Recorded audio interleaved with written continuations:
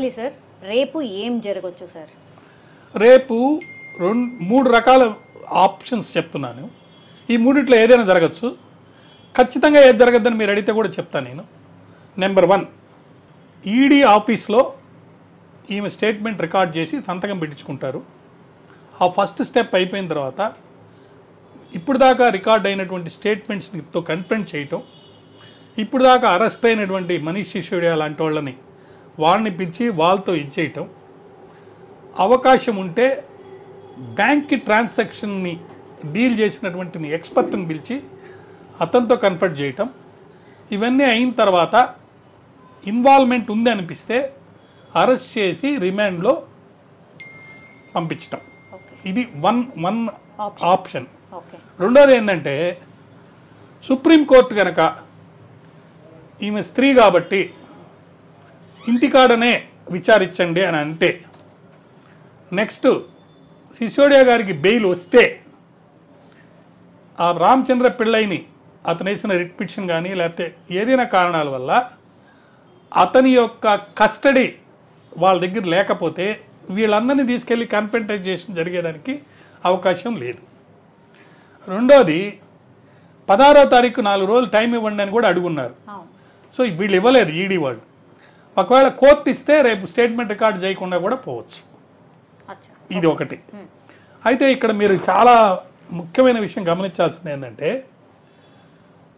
కేసులు పెట్టుకోండి అంటున్నారు కానీ కొంతమంది నాయకులు వాళ్ళ ఈ పర్టికులర్ కవిత గారి యొక్క ఇన్వాల్వ్మెంట్ ఉందా లేదా అనే దాని మీద కొంతమంది ఇంతవరకు ఓపెన్ చేసి మాట్లాడలేదు. విధానసభ కొత్తగా కడుతుంటే అక్కడికి వెళ్ళొచ్చారు, మళ్ళీ పార్టీ పరంగా జరిగే సమ్మేళనానికి వెళ్తున్నారు, అక్కడ కూడా కొన్ని విషయాల గురించి చర్చిస్తున్నారు. ఎలక్షన్స్ ముందు జరపాలా తర్వాత జరపాలనే దాన్ని కూడా మాట్లాడుతున్నారు.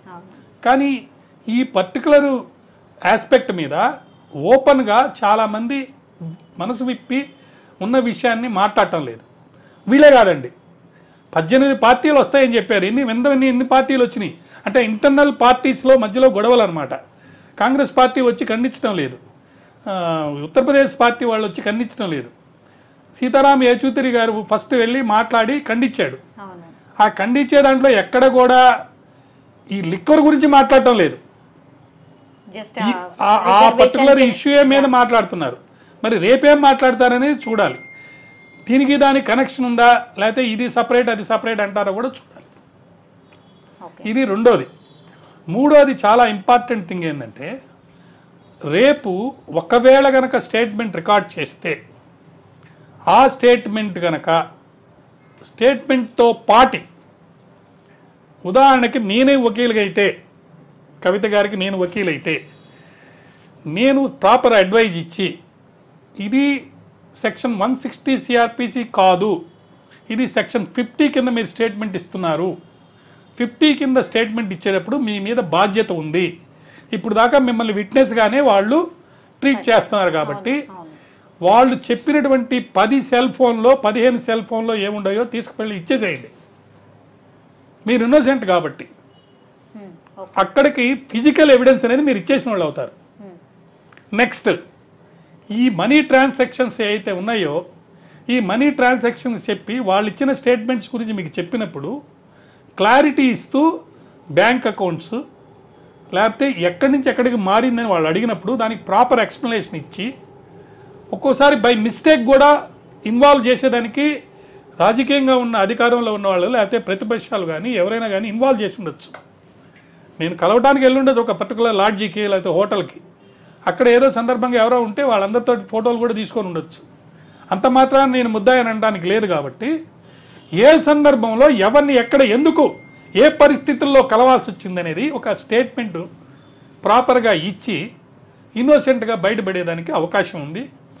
ఒకవేళ ఏదైనా కారణాల వల్ల మనీ ట్రాన్సాక్షన్స్ జరుగున్నా కూడా ఎంతవరకు ఆ మనీ ట్రాన్సాక్షన్లో ఏ పార్ట్లో ఏం జరిగిందని కన్ఫెస్ చేసి ఒప్పుకుంటే, నేరం జరుగుంటే ఖచ్చితంగా చట్టంలో దానికి కూడా ఒక వాల్యూ ఇచ్చి బెయిల్ ఇస్తారు. నెక్స్ట్ కేసు కూడా లేకుండా కూడా అవుతాయి. ఇదే అవినాష్ రెడ్డి గారి కేసులో కూడా జరిగింది.